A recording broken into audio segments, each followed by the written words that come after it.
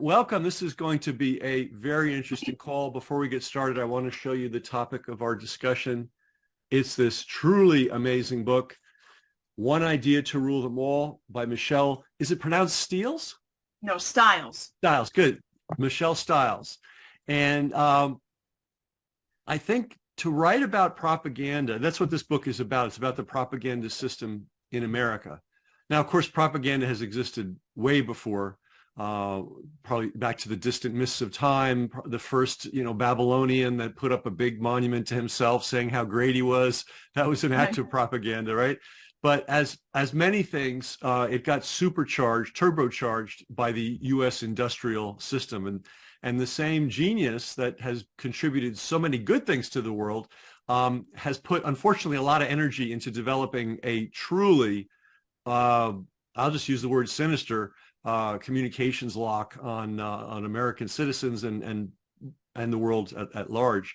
Of course, they learned a lot of their best tricks from the British, but that's a whole nother history. But this book focuses on the development, the modern development, mostly in the 20th century, but some of it got started in the 19th century, of this propaganda system that we live in. And I've often thought that the only way to cover this subject well is you have to know something about psychology. You have to know something about the history. You need to know the history very well. You need to know some anthropology even. So, and it would be ideal if you were an informed and educated marketer, in other words, a Mm-hmm. practitioner of what I call positive persuasion. If you had all those things or were willing to acquire them, you could then write a comprehensive, useful book on propaganda. Now, the problem with that is most academics only want to stay in their discipline. So the historians will only look at it from sort of a dry historical point of view. And marketers, professional marketers, other than me and a few other people, don't seem to want to touch this issue at all.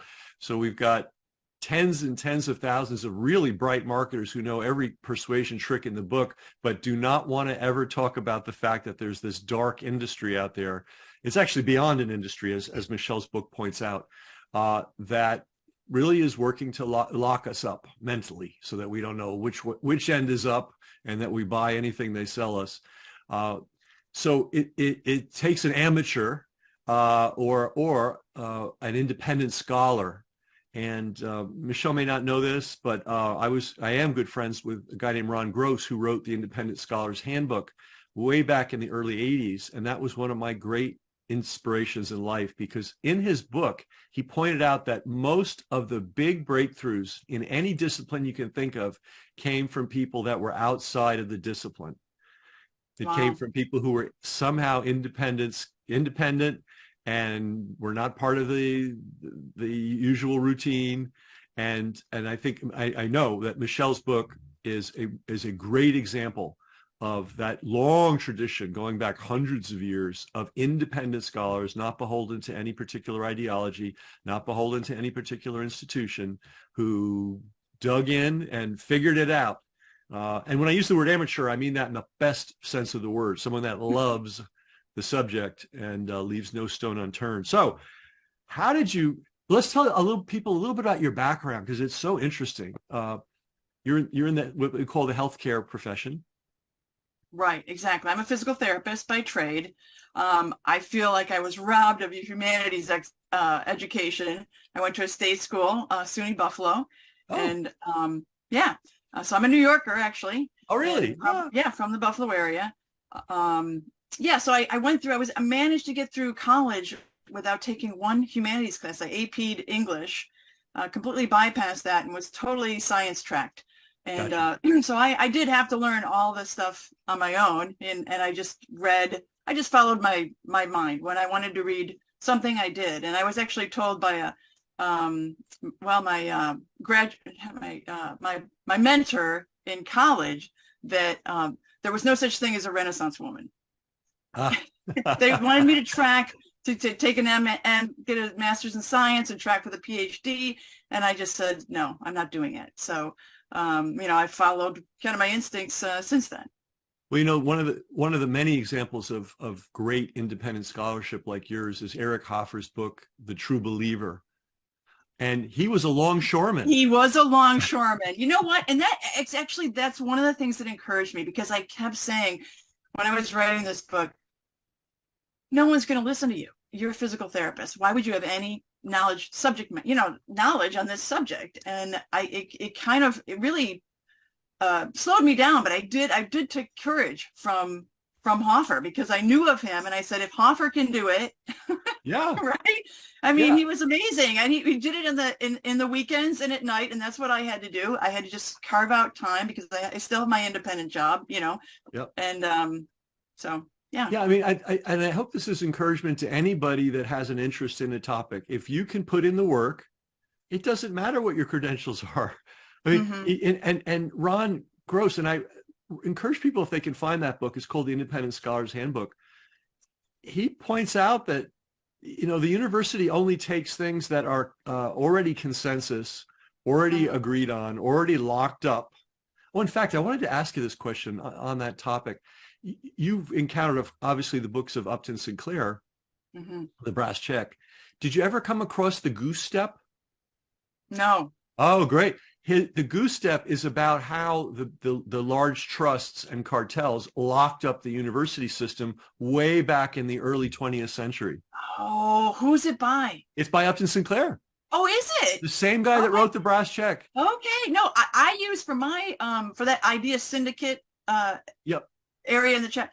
I used Foundations by Renee Wormser. Oh, great book. And Yeah. he was okay. So you're familiar with that. Yeah, that's kind of but I would love to. I'll go back and read that now. It's funny. After the book's already. It's the most obscure book in the world. And I've been pushing The Brass Check for about, since 1997. So I don't know how many years that is. I think is it over 20? I think it is. Yeah. And that was once in a very obscure book too. And what's so interesting about Sinclair's book, and by the way, you're in the tradition of Upton Sinclair, because what Sinclair did was get into the details of the structure. He didn't paint these broad strokes and say, well, yeah, there's sort of a system and it's sort of there. He named names. He gave the actual, people, the evolution of their work, the history, the trajectory of it. By the way, people should know that you are a physical therapist, but you're kind of a physical therapist plus. I mean, you've invented things, you've written books, you're an innovator in your field. Fair enough? Yeah, I have something, and I can't say that I've been super successful in any of that, but I dabble in a lot of stuff. So I guess that puts the Renaissance, jack of all trades, master of none, maybe. I don't know. Okay, but I mean, even in your field of physical therapy, you've been a leader in terms of writing, in terms of inventing things. Right. I've just tried to basically point out things that I've learned. You know how when you get out of school, you don't hardly know anything, right? And then you're put onto the field, and then you learn things as you go. And then I just put that back out there to help people. That's great. That's great. So if somebody has you specialize in knee issues, by the way, is that correct? Or right. Okay. Rehabbing. So if anybody has a knee issue, Google Michelle Stiles and read her books. They're very good on that subject. So let's talk about this book, One Idea to Rule Them All. By the way, everybody listening to this, just get it. Don't even think about it. Push the button on Amazon or go to your local bookstore and just get it. You will not regret it. What inspired you, a graduate of SUNY Buffalo and a physical therapist, to tackle this huge topic of the American propaganda system? Right. Well, Ken, I never set out to write a book. I was just following my interests. I was exposed to some local corruption, and I said to myself, oh my God, how bad must it really be in DC? I mean, if that's this bad here, and then at that time was the rise of Barack Obama. And I said to myself, he has really no credentials. He seemed to me like a made for TV character. Yep. And for some reason I said, I need to look into propaganda. I didn't know why that term, but it just struck me. And so I started to do some research, and I came upon Creel, George Creel, and his How We Advertise America. And I was really appalled. I'm like, selling a war? I mean, that's despicable, really. And so when I read that, and then the other thing that just kept coming to me was, how come I didn't learn this? And all my friends and family, I kept saying, did you know this? Did you know this? Look at this book. This was what we should have learned in high school. And so I was floored by that. And then, of course, as things go, you look at references and you piggyback off that. And I was on a rabbit trail, but it was basically a self-interested labor of love. I was interested in the topic and I read on it. Well, now that, I mean, and that's really how it works for people that are Mhm. truly motivated. I mean, you're not a careerist in this field. If you were, you would have. If you were a careerist in this field, you never would have written this book, because this book is way too good and exposes way too much. Let's talk about George Creel. I've actually talked about him myself too. I find him a very interesting character. Mhm. Um, so Woodrow Wilson ran on the "we will not go to war" Mhm. promise, and the next thing you know, we were going to war, Yeah, and yeah. Americans really are not really into war. I mean, we will fight if we have to, and we're pretty good at it, but we're not raring for overseas fights. So Right. there was a big structural problem for those who wanted to get the U.S. into World War I, because you had a Mhm. large population, still largely rural, that was not into it. Right. They needed the Right. boys back home to work on the farm, for example. And Mhm. this was an economic disaster for a lot of families. And of course, losing their sons, the total disaster. So who was this Creel character, and what did he do? Well, you could the committee was spun up really quickly after he got back into the office. You know what I mean? And war was declared. They had this idea that they needed to probably market the war and sell it to the American people. And so Creel was put in charge of that, and he was an interesting character. He was a journalist, and uh, you know, when you read his book, you see how proud he is of what he did, and he was very good. He put a lot of people in many different places, gathered in leaders from all different disciplines. Like you said, you had to take the technology that was pretty new at the time. You posters, media, uh, even the school.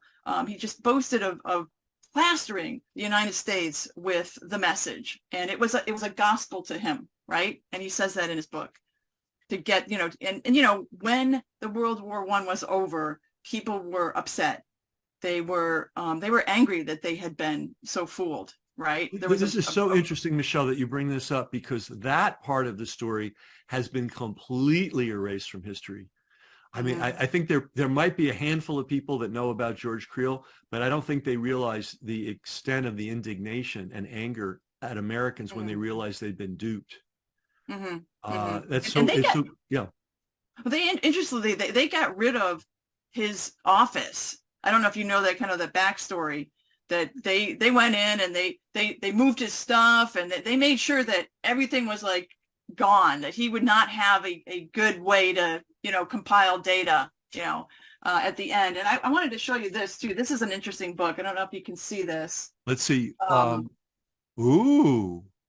Oh, Okay, this is nice. I from don't know Harold that one. Maswell. He's from the University of Chicago, but this is how much interest there was. I mean, this is page after page of bibliography of on propaganda. And you probably can't see too much in That's there, but fantastic. But anyway, I get a sense of the size. it's Can you hold it so we can see how thick it yeah. is? Yeah, look at that. So that, folks, that's just a list of books. And well, yeah, and studies, right? And they're Yeah. German, French, English. And he just compiled, and this was I think 1930, 33. And Oh, I got to so get that.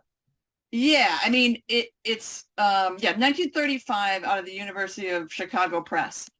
So it's phenomenal how much interest, and it just tells you that everybody's like, what is this new thing? How did this happen? What's going on? But it really went dark after World War II. I mean, we pinned it on the enemy, nothing to see here, folks. And like you said, it splintered the basis of it splintered into like 6 different disciplines: philosophy, sociology, PR, media studies, journalism, and statistics, right? They had to have a way to track what they were doing, how they were changing opinion. And, I'm going to go off kind of on a tangent. There was, and I can never remember this guy's name. He's a Dutch academic, and he was on every podcast in the world talking about mass formation. In other words, the process Yeah, of I driving the Mehmet something. yeah, Yeah. yeah. Well, everybody knows who it is. What I found fascinating about him is he talked about the product. In other words, he talked about people losing their minds and society going crazy and everybody fighting with each other. He never breathed a word that there's a whole technology for inducing that and making that happen. Not only in Mhm. technology, but in infrastructure. And when we say infrastructure, we mean like offices with people that clock into work every day, 40 hours Yeah. a week and are, I often tell people, look, there's a handful of podcasters against thousands, well, tens of thousands of full-time professionals who have every Yes. infrastructure support in the world to spin Right. these lies and sell them.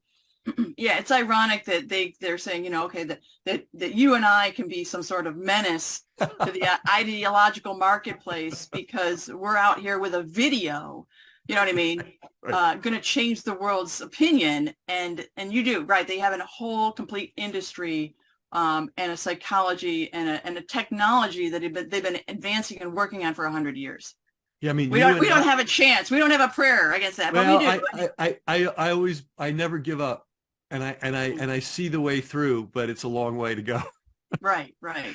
Um, uh, uh, yeah, and you people like you and I are a danger to American democracy. Did you ever see that Yes. clip of 10,000 different newscasters literally repeating the Yes. same phrase? Yes. Yeah. Exactly. Right. Right. So Creel, one of his most astonishing tricks. Uh, by the way, all those posters, all those pro World War I posters, those all came out of George Creel's shop. Yes. But the other thing he did, and this is so amazing, is he trained, I forget the number, 40,000 guys to be 4 Minutemen, Minutemen. 4 Minutemen. Yeah. I think it's actually more than that, but Yeah, yeah. right. And Right. so tell us about the 4 Minutemen. Yeah. They were leaders, influential. So this is a way to hijack trust. This is essentially what it is. You take the leaders already in the community, you spoon feed them talking points and agenda, kind of like the way we do now, right? And they go out and they take a venue like the movie. They had to change the reels back then, and so there was a short period of time that the people weren't doing anything. So we'd have this influential leader in the community stand up and kind of do a extemporaneous speech, like it was from the heart, like he just, you know, swelled up in the moment and rose to the occasion and spoke to his countrymen about these talking points. And that was we called it the Speakers Bureau, and they had to train these people and vet them, and then they let them loose on the community, and that's really influential, right? You have people that now it's not just the government; it's somebody in the community advocating for the same thing. And yeah, and just to set the stage for people, there once was a time when movies didn't have sound, and they weren't able to put the whole movie on a single reel, so they would run a little reel, and then there'd be a break while the projectionist Right. changed the reel.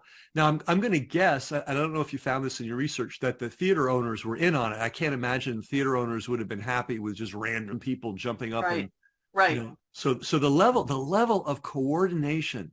Mm. And it wasn't like five guys. It was tens of thousands of Right. people that were part of this Right. network. And now, of course, we have social media and sock puppets, people posing. Yes. I want to share a story with you that you might find really interesting. So after New Orleans flooded, which was actually the responsibility of the U.S. Army Corps of Engineers and an epic failure in design and engineering, just it was their fault it flooded. It had nothing to, I mean, the storm contributed to it. So what they did was they immediately, called all their friends at CNN and even Fox and all the stations and all their political friends to say, oh, the act of God, act of nature, oh, couldn't have been helped. Oh my God, terrible. Now, meanwhile, the people in New Orleans they've got all their belongings and trash bags with water up to their necks trying to save their life, so they were in no position to fight back. So the next thing the U.S. Army Corps of Engineers did was they had employees out of their New Orleans branch posing as concerned citizens under various names, getting on forums saying, well, those New Orleanians, they don't know how to take care of business and they're always partying all the time. They're living under sea level and we should just bulldoze the whole place, which would make life easier for the U.S. Army Corps of Engineers. And Sandy Rosenthal, who wrote the book Words Whispered in Water, who was fighting all that, discovered. She did a search of she did an IP search of all the posters and realized they were all coming from the New Orleans office of the U.S. Army Corps of Engineers. Wow. But it gets even better. So there was an insider at the Times-Picayune, because the things that she found were on the Times-Picayune discussion board. And there was a guy there who was alarmed and concerned about this horrible thing going on. And so he printed out all the posts. I mean, it was this thick. And she was going to go pick them up. And between the time she went to pick them up well, between the time she said she was going to pick them up and the time she made it to the office, that stack of papers was gone and that man was fired. He not only was he fired, he was gone. Wow. Like gone. Right.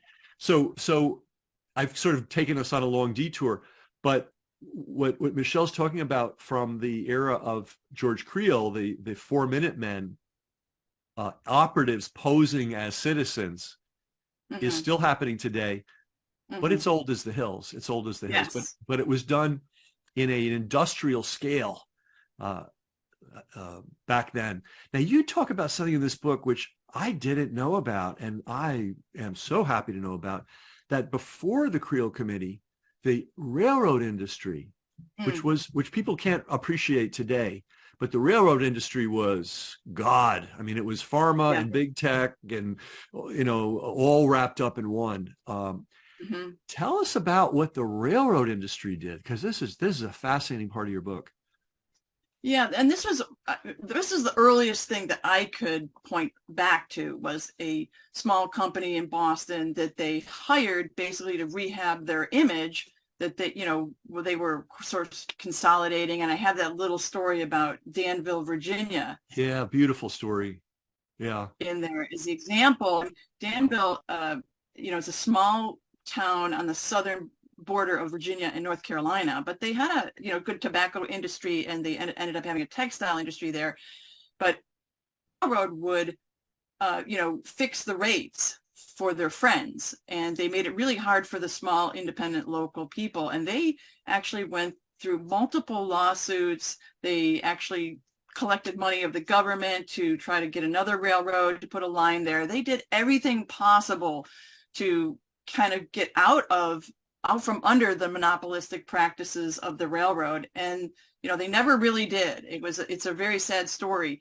But so they were collecting and amassing all kinds of hatred and angst from the population toward the railroads, right, as a big monopoly. And so they went around and they hired this small firm from Boston, and they basically went to, it quickly grew, right? As soon as they hired them, now they were hiring all people. They had offices in Chicago, across the country, and they were going onto every little paper, and they would take the clippings and basically compile, what did they call it, a barometer, a reputation barometer, if you will, how many good articles for us and how many negative articles. And they would then just flip the switch. They would hire teams of writers and give these small little shops, these newspaper shops, maybe they have small staffs, and say, here, you want these great articles, but they would spin it so that it was positive for the news. And then they would go again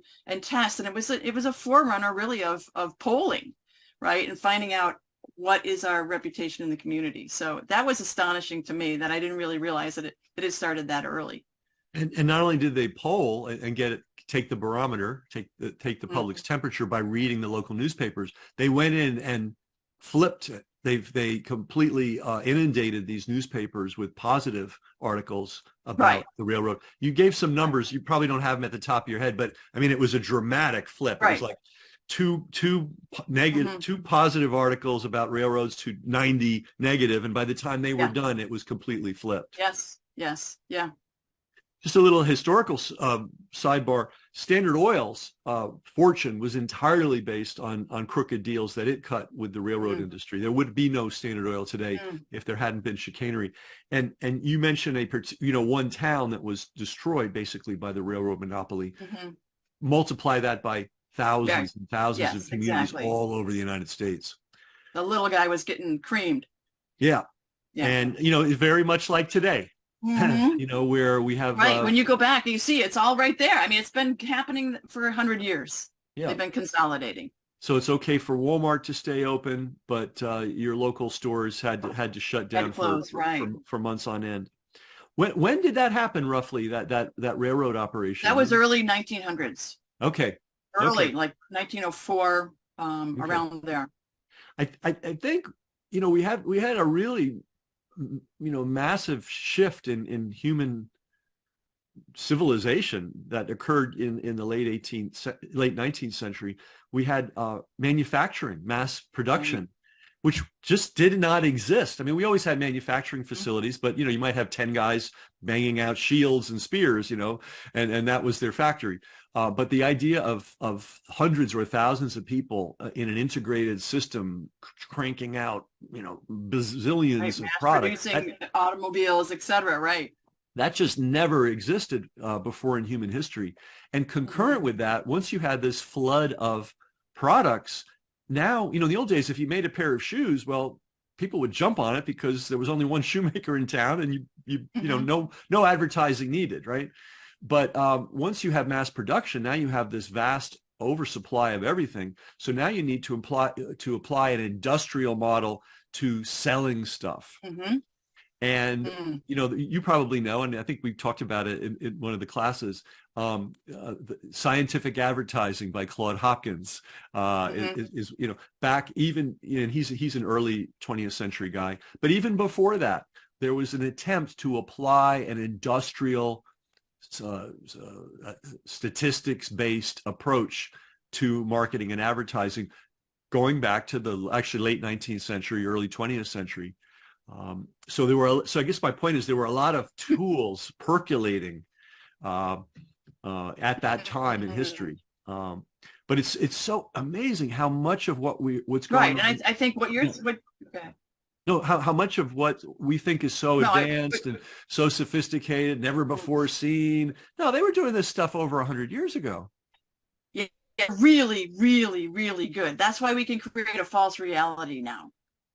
Right. And that's the hard thing. That's why I keep saying in the book, you cannot just, people who want to say, well, what's this thing about disinformation or fake news or misinformation? You can't just look at the time period now. You have to look historically, because if you don't, you can't really see this thing taking shape and the pieces they're adding to it. And like you were saying, you're selling on a mass industrial scale. They were manufacturing public opinion on a mass scale. Right. Like I say, like the basic idea of propaganda to me is the con artist writ large, right? So you have the one-on-one trust and betrayal of a con artist, and then you just expand that to develop trust and then betray multiple people in the public sphere for your ends, right? The consolidation of finances and power. And you talk about something really interesting that's so important for understanding this.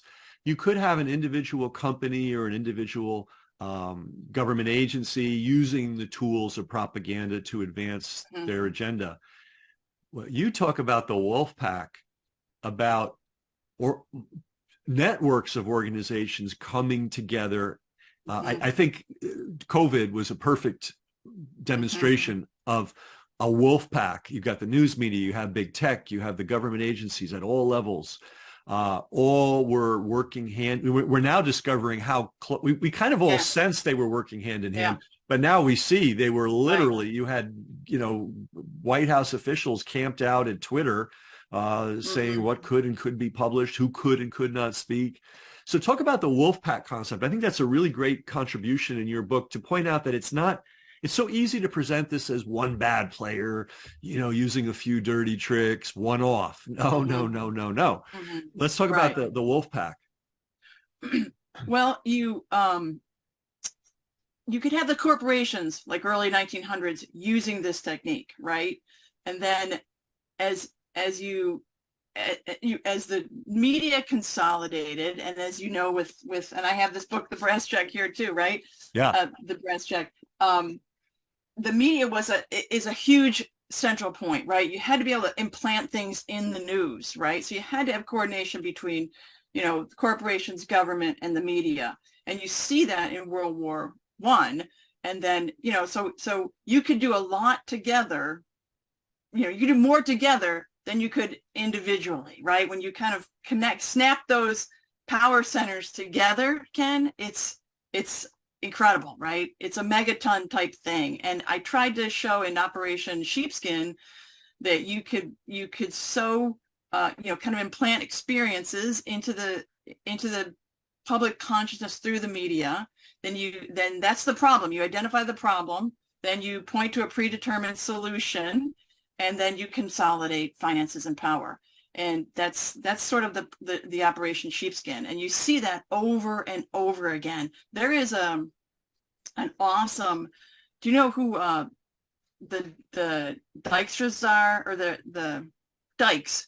Melissa and Aaron, they run True Stream Media. Yeah. Oh, they're great. Okay. Oh my goodness. All right. So they have that 3-hour documentary, The Minds of Men. And in there's a clip that shows she does a great job, because she goes back and she digs up those old media runs, right? And so on the heels of the MLK assassination, Robert F. Kennedy assassination, you have Lyndon Johnson coming onto the media, and I think it's either that night of the Kennedy assassination or the day following. And he's out there and he's like, well, we have to have a commission to study violence. Okay.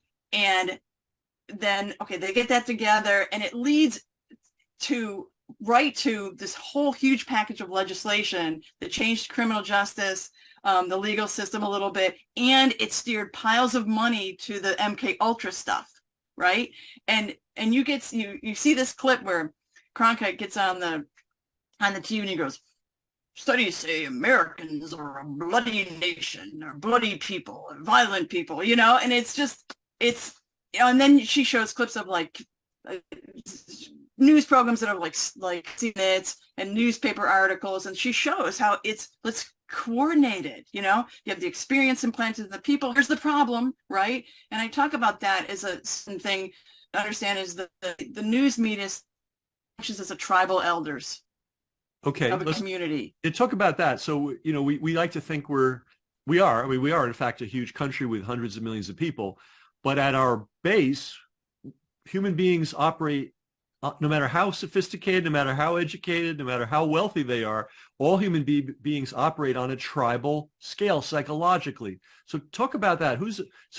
A tribe would have a village elder, and what would the role of a village elder be, for example, in a tribal situation? Right, to safeguard, to provide wisdom to the community and to safeguard their interests. So they're going to be able to point out, hey, this is a problem. This is danger over here. We have to do something. We have to make adjustments in what we're currently doing to fend off this danger. And so what you constantly have the news media doing is saying, there's a problem over here. Look at this, when the real problem is over here that they never identify. So in an intact society, the village elders would be wise people. And of course, no one's perfect, but they've been around a long time. They have the best interests of the people at heart. Yes, they have integrity. And they look around, they scout around, and they see things that younger people may not see. Right. And they, or less informed people may not see. And they call the tribe together and say, look, we're running out of water. I think we need to move the tribe to another part of this, the territory. That's a intact tribal elder. And we are wired. I always say, I hate it when people refer to human beings as sheeple, because for our survival and the way we survived as long as we did is we are wired to be cooperative. We are wired to respect genuine authority. And all these things are survival mechanisms, because nobody can go out in the woods with a knife and a blanket and live by themselves. It's just, let's forget it, guys. It's not going to happen, right? We have to cooperate to survive. So we've develop this social, this psychological dynamic. There's village elders who we respect and listen to, who care about us, and they have a greater perspective, and that's a beautiful system. So what this American propaganda, and I don't want to pick on America because every country's got it. We just have one of the best ones. Interestingly enough, I've got some documents, I'll share these with you later, that the communist Chinese study us because they think we're really good. And they adapt a lot of the stuff that we've invented. It's sort of a cross-pollination. Yeah. So what happens? So even though we're 21st century and we're 300 plus million Americans and we're flying to the moon and all this kind of stuff, we still have that basic tribal orientation. And I don't tribal ignorance. We look for wise people, and if we trust them and they give us advice and we follow it. So you talked a little bit about how that's being perverted. Talk more about how that dynamic that we're all wired. None of us, we can't change humanity, the core of humanity. Let's forget it. It's a pretty good system when it's not perverted. So give an example of how the American propaganda system, because that's what we're talking about today, uses that psychological dynamic in a perverse way. You sort of talked about it, like they'll make up dangers that don't exist to distract you from their own crimes, for example. Like let's give a real life example. Exactly. Yeah, you've just got a system that can, if you go back to Bernays in his book Propaganda, he says, in the future, a politician isn't going to use debate and dialogue. Okay, so there was that tectonic shift of that when we had debate and dialogue, and you convinced another human being of something, of what was true, right? I'm telling you something that's true, or we're going to try to convince and decide what's true or not true, right? And then you had this major shift of using techniques to manipulate human beings to get them to do what you want or steer them in the direction you want them to go. And as Pieper talks about, and I know I'm getting a little bit off your subject, but I wanted to kind of cover this. No, please. It's a complete shift. It's like the war on relationships. You're no longer a human being with dignity. You're an object to be manipulated. And that shift had to completely take place, and all the leadership had to say, okay, yeah, we're just going to manipulate people from here on in. You know what I mean? So that's one issue. But to get back to your point, was you're asking, like, how are we doing this? How are we using that cultural? What was the question again? No, it's okay. So because I think it's one of the key things in your book, which Michelle does as good a survey of the history of propaganda as I've seen, and then reveals a lot of really interesting stuff, like the railroad operation. Mm-hmm. But you also get into the psychological dynamics of why this works so well against us, and you point out go ahead. Yeah. Let me go back to that infrastructure of belief, because I think that's really important. And what I did was I just looked at Le Bon's book, and he to me, he's like the philosopher, Creel is the practitioner, Bernays is the visionary, and Lippmann is the journalist. And I tried to take those four guys and lay out a story. And so when I was looking at Le Bon, I read him a number of times, and I said, okay, if this is how they're telling us, they're convincing us, or they're changing our beliefs, this must be in some way how we gather them. And I say that facts are tiny handmaidens to the true queens of belief. So facts are tiny handmaidens to the true queens of belief. And I put the infrastructure, I put, experience in the middle, okay, because seeing is believing, right? And the problem is now technology has made experience visual, but it can be highly manipulated, right? And so then I have around that imagination, the words that we use, authorities, and the social contagion. So that is how, to me, again, going back to kind of this preset local tribal sort of nature and how we come to know things. We can't understand everything, right? We can't learn about everything. In a small tribal culture, you're going to trust certain people. You know them if they mislead you, the tribe can, kind of disown them. They're going to lose their status, right? So they're tangible, they're local, and everything that we experience is experienced together as a local group. Now we have this technological society that all those parts can be manipulated. You have Hollywood changing the stories.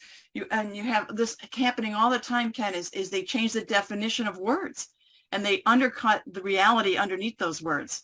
Right? In the COVID thing, how many definitions had to been changed? They changed the definition of a pandemic, they changed the definition of a vaccine, and they changed the definition of cases. Never in the history of medicine was a case a non-sick person. Right. And right? those people, Fauci would call those people with a positive test as 0 symptoms an active infection. A case, yes. No, and, right. and even they escalate. I think they escalated even higher. They called it. Okay. He would call. I mean, no one. Which is absurd. Was that? That was absurd. It's absurd. Yeah, absolutely absurd. And yet it was swallowed. Yeah, I mean, Michelle's making such an important point. It all begins. I'm using this word a lot for some reason today. Perversion. It all begins with the perversion of language. I'll never forget the first time I looked at Facebook, and they were going to call subscribers or followers friends. I'm like, I don't like these guys. Friends means something. Right. Right? Yeah, right. And it turns out I was right about them. Yeah, you could just unfriend somebody, right? But that will create that whole crazy dynamic. But we need to be vigilant, and it kills me. People still talk about the vaccine, even people that are trying to fight this madness. And I keep telling people, please stop calling it a vaccine. Right. It's an injectable of a substance we still don't even know what's in it. Yeah, we haven't been allowed to find out. And then some people will drop it down a little bit and they'll go, it's gene therapy. Well, I don't even know if that's true. Mm-hmm. I mean, they say it's gene therapy, but what we do know for sure is it's injected, and we also know for sure is we don't know what's in it. So let's say that instead of vaccine.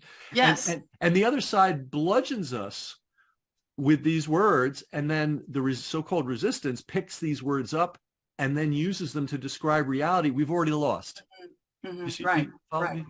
Yeah, and there's another aspect here is, and I got this from Richard Weaver, who wrote Ethics of Rhetoric, and he talks about God terms and devil terms, and I think that's kind of important because that's part of the self-reinforcing nature of a culture. It's stable.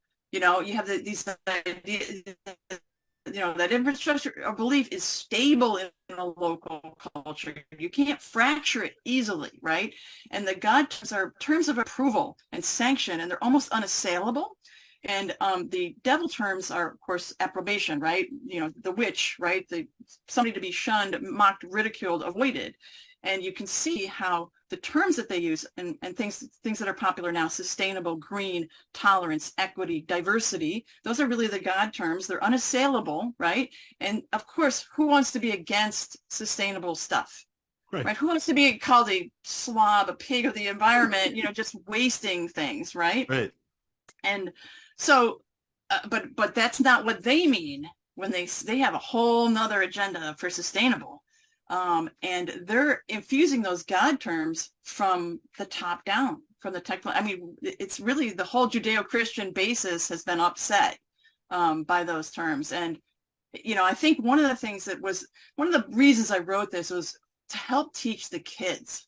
And you're raising kids now in an environment where if you get them to be basically Western Civ minded, you're going to be a devil. Right? In a lot of cases, you're going to be ostracized. Right. And so you can't just tell them, okay, little kid, here, don't you want to be a devil? No, I think you have to teach them long-term about the corruption and highlight the whistleblowers, like have a repository of whistleblowers, Ken, where they can look back and see. That's what I tried to show just in a small, I certainly don't have an extensive history knowledge like, you do, but tried to show the timeline of corruption. And so you teach a kid, look, here's a timeline of corruption. You're going to be a hero. You have, here's good and evil. That's evil. We need to unsettle that. We need to uproot it. We need to put integrity there as a tribal elder. And you can be part of that change. Now be a hero instead of just saying, go along in the culture and just put up with being a devil. You know what I mean? Or, how do you unseat that? It's hard to just send a kid into the world with that sort of limited, it's hard because, as adults, we don't want rejection, ridicule, and mockery. Oh, yeah. And it's even worse for kids and high schoolers. Well, yeah, and they're finding their way in life from scratch. Yes, exactly. This, I wonder if you have any connections to the homeschooling movement, because this book really, yeah.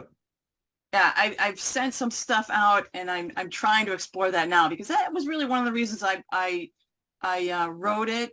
Is I thought, well, I can just write a manual, parents for kids, and that's what it actually started out to be. Oh, really? Oh, yes, okay. it did. And because in my scheme of self-confidence, I'd never written a book like this, and I thought, well, I can do that. You know what I mean? I can't write a book for mass consumption or for adults, or Gotcha. Okay. And speaking of the book, I just want to remind everybody, this is a really good book. You will be hard pressed to find a better one as a global, comprehensive introduction to all the elements of the propaganda system.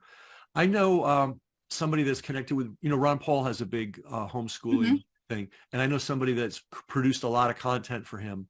So I will put you two together, because I think that they both will. In fact, he may even have you on. I don't know. I don't have any connection. I don't have any influence on Ron Paul, but I have a lot of influence on the other guy who has his own podcast.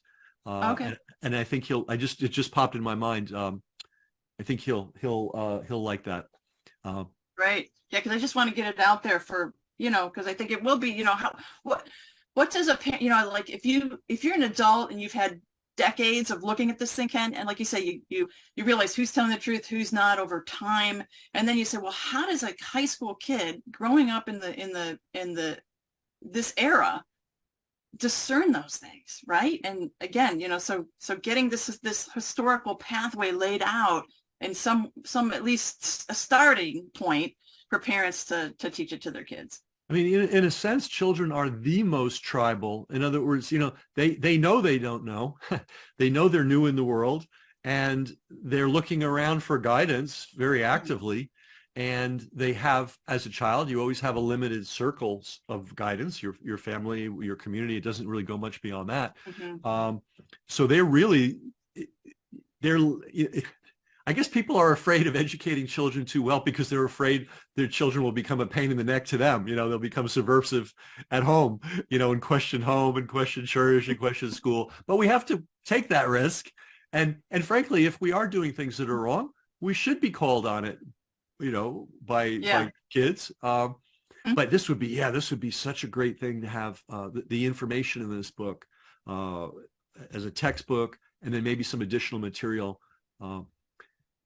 I mean, just fundamental things like, But that was one of the things that I'm looking for feedback. I thought, I've got to get this book out, and I'll just get, ideas in return. But that was one of the things that I thought to do is to write a kind of a companion study guide with it that breaks down, according to chapters, and simplifies it maybe a little bit, and summarizes things. And then adapt it to different age groups. So a 6-year-old really probably needs to hear about this in terms of fairy tales.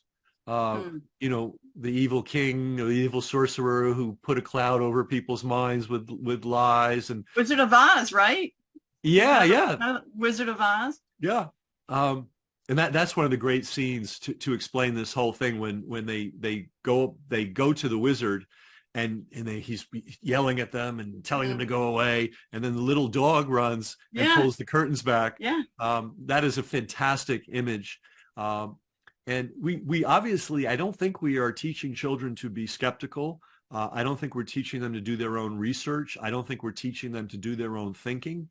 And the material in your book shows people why that's so important that we do that, because we're in a cloud, really an ocean of misdirection.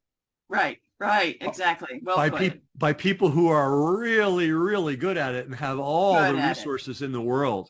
If we don't tackle this, Ken, right? If we don't tackle this, and we can't teach the next generation to see this, that because they, the older people have some natural wisdom and distrust, right?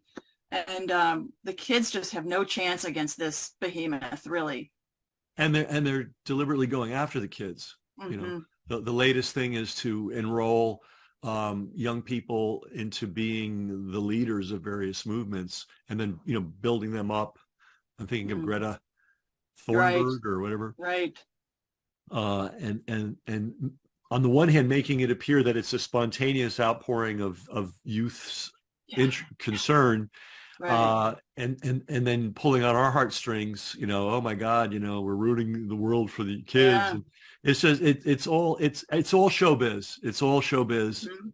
and it would be great. And I think we'll see what we can do to make it happen.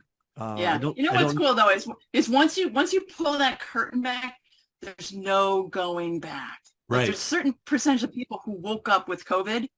There's no it doesn't work anymore, right? right Which is so exciting because and they have to do everything they can to make sure that that small little bubble does not get big enough to upend the whole mechanism of control they have for the sheep. So that's really the race we're in, Ken, right? Are they going to lock everything down before we get the word out and people can actually see behind the curtain?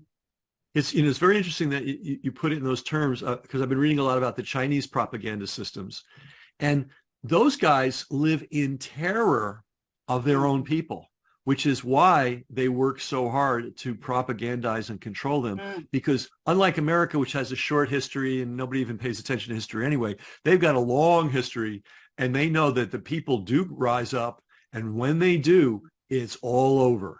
You can't, right. once that genie's out of the bottle, it is all over. And that's what I'd like to see in China. I'd like to see it in America too. I have an encouraging story. I spent about 10 days over in England a couple of weeks ago, and talked to a lot of people, and no masks, you know, Mm-hmm. occasionally you'll see somebody, but unlike New York City, which, oh my God, man. But don't get me started.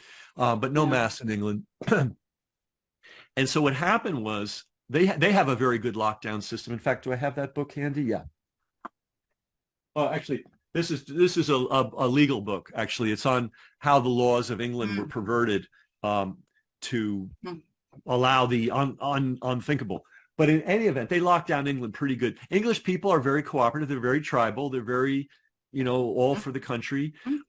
They're, you know, as a sidebar, one of the things that really irks me about Fauci and friends, I call them, is how they weaponize the good nature and the Mm-hmm. cooperativeness and the desire to help of human beings, and Yes. turned it against us.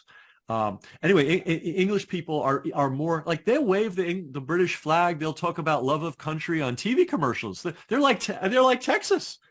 Yeah. They feel like their country the way Texans feel about Texas and America, Mm-hmm. which has been wrung out of almost every other part of America. But when you go to England, nobody has any shame about loving their country.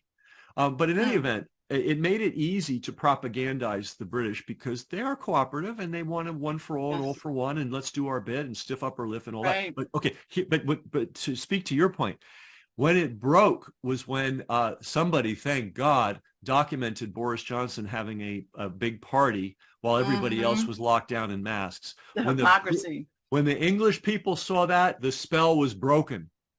And I talked to dozens of people when I was over there. That was the defining moment. That's when everybody said, "Oh, it's a bunch of rubbish." We're Because, being conned, right? yep, because even though they're one for one, one for all, and all for one, they're also, you know, they're very savvy, intelligent people. And Mm-hmm. once they realized they were being fooled, that was the end of it. Mm-hmm.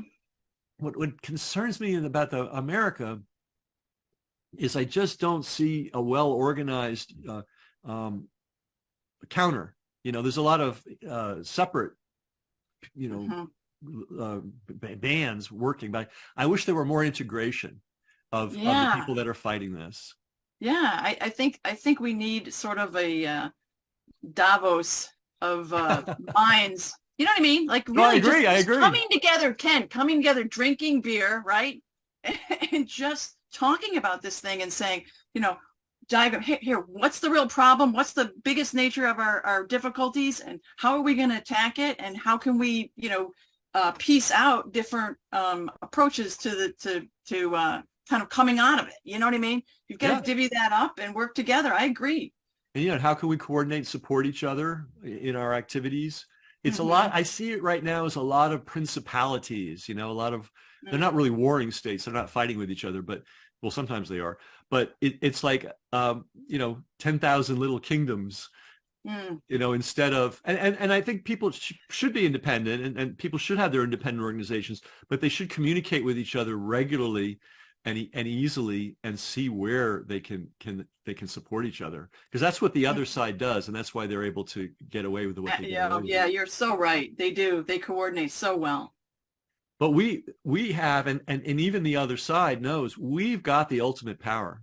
I mean, the day we wake up and start saying no and mass, it's over for this. It is. Yeah. It is. So this is why this is a critical time. I mean, it is an information war. It is it's war by words, Ken, right? It really is. It's the power of the pen. It's the power of speech. It's war by words. And we've got to, get every person, I think, really has to be almost a part of this in terms of sharing, right? They've got to. Actually, it's even, I think we don't even have that tall a mountain to climb. I think if we could get 10% of the functioning adults and children in this country to develop a set of tools so that they reflexively analyze every bit of nonsense they see on TV, that would be a huge advance right there. We don't need it. We don't need everybody. See, I call it the COVID con. The COVID con didn't need 100% of everybody to agree. It needed a loud minority to, just say, yes, we're in. And everybody, you always have the avant-garde, the cutting edge, the forward force. And then you have the bulk of people that, whatever, which way's the wind blowing today? We'll go that way. And then you have the true evil operators, but they're a small percentage. And so I think when you try to create a movement, you just need a coherent core of people that are well-trained, well-educated, well-trained, know what to do, who are out there active. And because the bulk of the population isn't that way, they'll just look and go, well, there seems to be a lot of noise about we need to wear masks. Okay, I'll put mine on too. That's how it happened. It wasn't like everybody went for masks. It was you had that cohort that they control, and it was amazing how, talk about psychological dynamics, how they somehow made it appear to be a division between left and right, conservative and progressive, blue and red, Trump and Democrat. Trump was the guy racing to get the vaccine into everybody's arms. I know. More than anybody else. He couldn't get it done fast enough. And yet, and so that was the reality. And by the way, I was watching this clip. I don't know if he ever finally got the vaccine, but apparently I have this clip that shows that even while he was pushing the vaccine, he still hadn't gotten it yet because he was conferring with his doctors because he'd already had COVID and he wanted to make sure. And then that whole issue, I wonder if he ever got the vaccines at all. But anyway, that's, I don't want to be partisan here, but the point is, one of the dynamics that they engineered was to make this a partisan issue. In other words, if you're a liberal and a progressive and you hate Trump, then you have to be wearing a mask and demanding everybody get vaccinated. Even though Trump was Mr. Vaccine, Yeah, right. Yeah. That was brilliant. Exactly. You know what I wish, and this is tricky, is like, I'm always trying to envision where these things are being hatched. Like there are some people in a boardroom somewhere with a whiteboard thinking, okay, how are we going to get everybody to wear masks? No, Ken, you're exactly. I would love to see a discovery. You know how I went into that section, but like there's I don't know if I have it here. Oh, this book. Have you seen this book, Giants, The Power Elite? Ooh, nice. No. Okay. But he goes into all the huge PR firms, WPP, and a couple other names. I'd love to see a discovery on those guys, because they're really behind a lot of the SDGs. If you follow it back, I mean, that thing is so coordinated. It's rolled out over different corporations, different websites that have spun up to do the tracking, the lessons for the kids, and it's all color coordinated, Ken. That Yeah. all has to come. It's not like that is all being planned out. You're absolutely right. And I think if we could, audit the public relations firms, the giant ones, it would be illuminating. The public relations firms really do a good job of operating in the shadows. Hmm. Uh, and I'm trying to remember, there was an operation in San Francisco. I can't remember what the issue was, but somebody figured out who the PR firm for the bad guys was. And Hmm. they actually went there and demonstrated every day against that PR firm. That Wow. was a first in American history, as far as I know. And interestingly enough, the firm dropped the client and said, "We're not doing any more work for this agency." Hmm. But yeah, it's these companies are big. They attract a lot of money from their clients. Their clients are corporations. Their clients are governments. Who knows how much the PR agency made during this COVID con? One of a system guy. I'm so proud of my system people that are fighting, man. Those are my heroes. Absolutely. I forget the guys that have made, $100 million. They're boring to me. Um, but we have a guy in Minnesota, David Farr, who runs Mask Off Minnesota. And he told me that the state of Minnesota had a $1 billion advertising budget in one year to For push the masks. lockdowns, masks, and all the other insanity. That's a Hmm. lot of money for one Oh, state. right, So, right. so multiply that by 50 states. And of course, it was all federal money because it Hmm. was public health money, Hmm. right? We need money for public Perfect. health, right? Right, And so right. we pay our taxes and it goes to Washington, and then Washington gives it to PR firms in Minnesota to Hmm. bamboozle the public.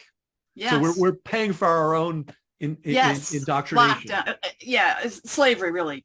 Yeah.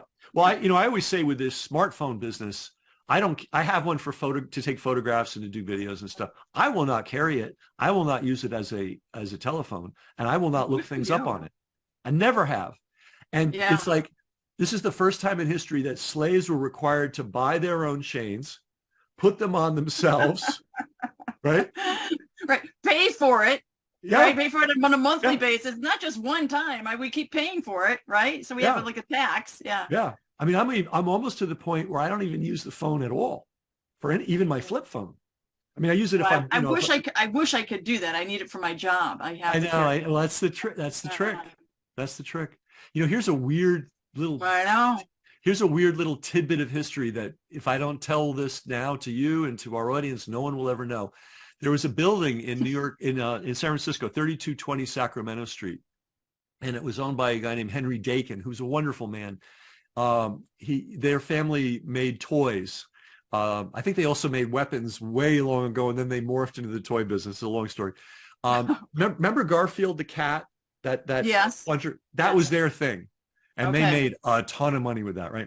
So he was a great philanthropist, and he renovated this 3-story garage and turned it into basically an incubator for all sorts of interesting things. And he supported a lot of new physics and a lot of psychic research. It was really interesting stuff. Yeah. But one of the people he rented to was Apple Computer, and Apple Computer used it as like a skunk works, a place to test. That's where they worked out the all that stuff where you touch it and you sting and all. Ah. That's where they worked that out. But that's also the building where I introduced the concept of the click-through rate.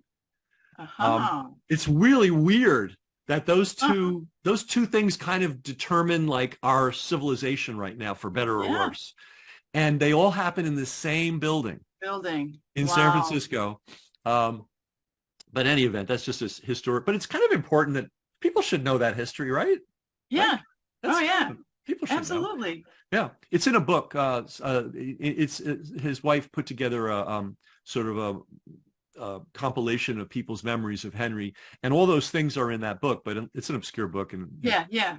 um, but yeah, I do not. Even though I'm supposedly a cutting edge tech guy, I will not carry a smartphone. Now I can get away with it because I'm a maverick. Uh, but that, by the way, absolutely positively was one of the tools that made this whole COVID insanity possible. Take away the smartphones, this never would have happened. Mm-hmm. On two Mm-hmm. levels. One, people are getting new, oh my God, 10,000 deaths, you know, oh Yeah, my God, right. 100,000 on the one hand, right? The vaccine's coming. Oh, good, you know.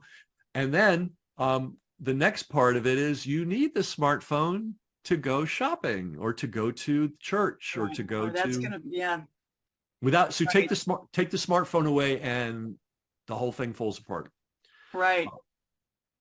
That's where Uh, that digital identity is going, Ken. You're uh, gonna have that to just log in to, you know, to have a pass every place because there's gonna be a QR code, you know.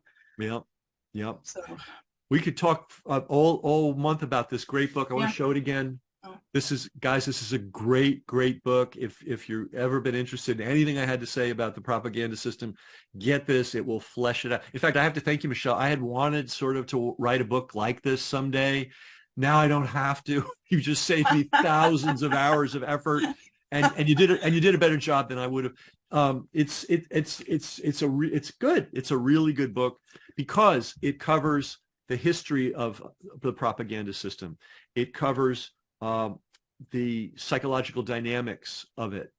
It covers it from an anthropological point of view. You really need to see this from all dimensions to understand how it works and why it's so powerful. And then once you see it, then it suggests how we can begin to systematically dismantle it. And I think the first step, really, Michelle, you're absolutely right. This needs to be it won't be in the public schools, but it could yeah, be you in bet the on that. it could be in the homeschooling network. Yeah, In fact, absolutely. There's your 10% almost, Ken. it really is. And those kids have a lot of influence over other kids. And again, you're right. We don't need every single living, breathing American to understand this. Mm-hmm. We need a hardcore, informed, skeptical group that, you know, is not cynical, is not bitter, is not terrified. So we don't want to go there. We just want to go people that are clear-headed and saying, not buying that. Come up with Right. another And they're one. gonna, you know what, if there's one little vignette in there is that the Skylark, you know, where he's fooled into giving his feathers for worms, you know, so safety and security for freedom. Right. And I think that's one of the things that, you know, if you can get that, you know, say those little stories into those kids, it's like you don't give up freedom for safety and security.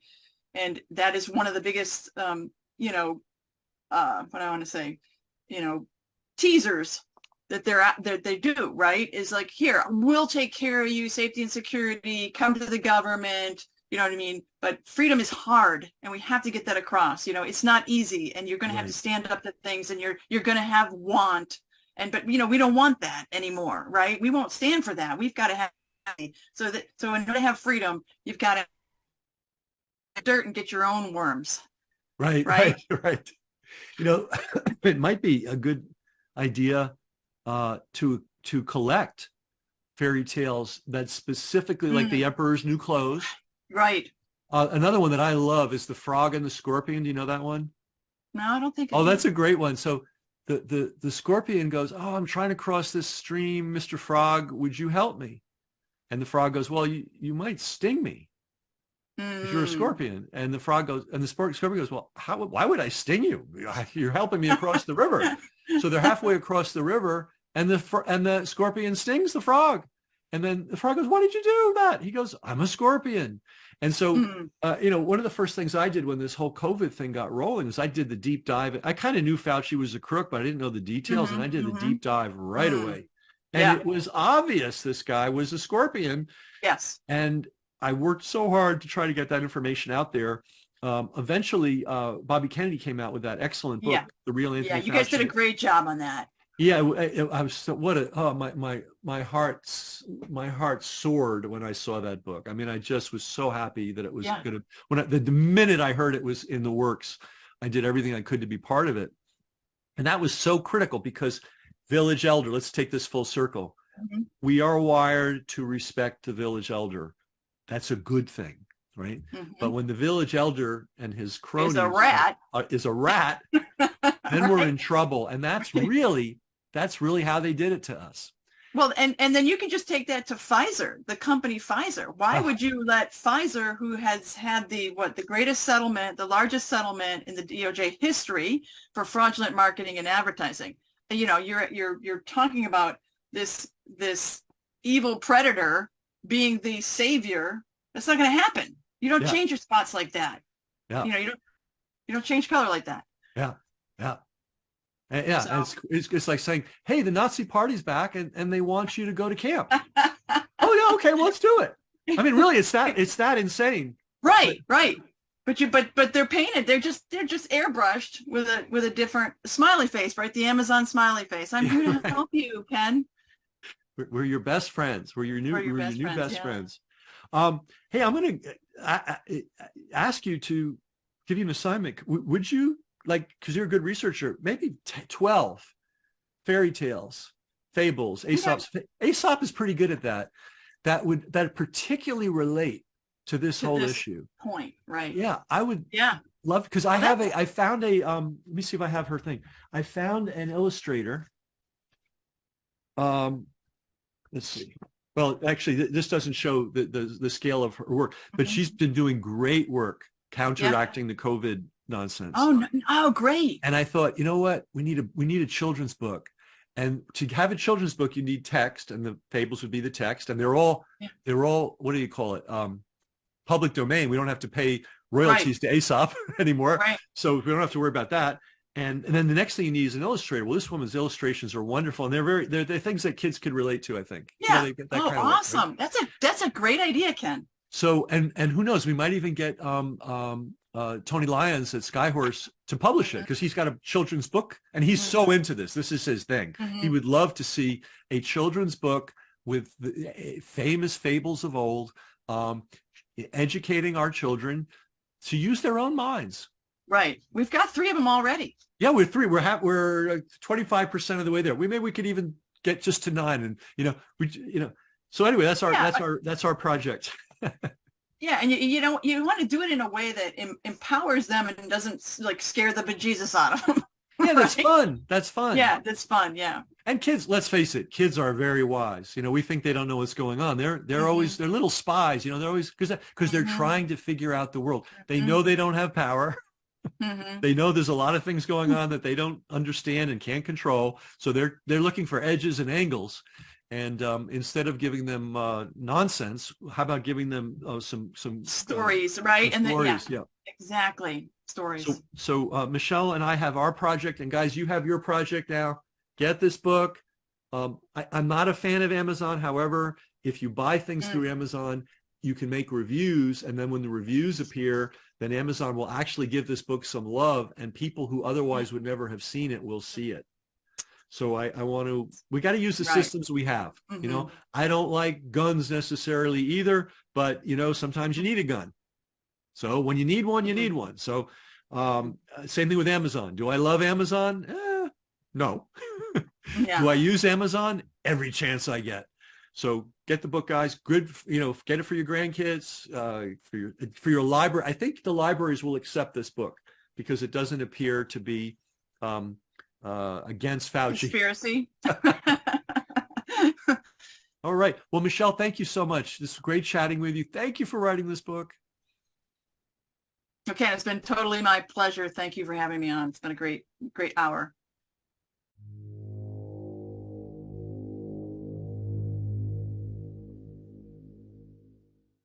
Brass Check TV, free to you, not free to us. We've got a server bill, we've got an email software bill, we've got a tech helper bill, and that happens every month. So to everybody that is supporting us financially, that's paying for their subscription in one way or another, we really appreciate it. If you're not, consider doing so. Everybody's got money for the newspaper and the cable bill and all that. Do you have money for media that's actually serving you? That's really the issue here. And when you help us, it allows us to get this information out to the world. So thanks to all our supporters.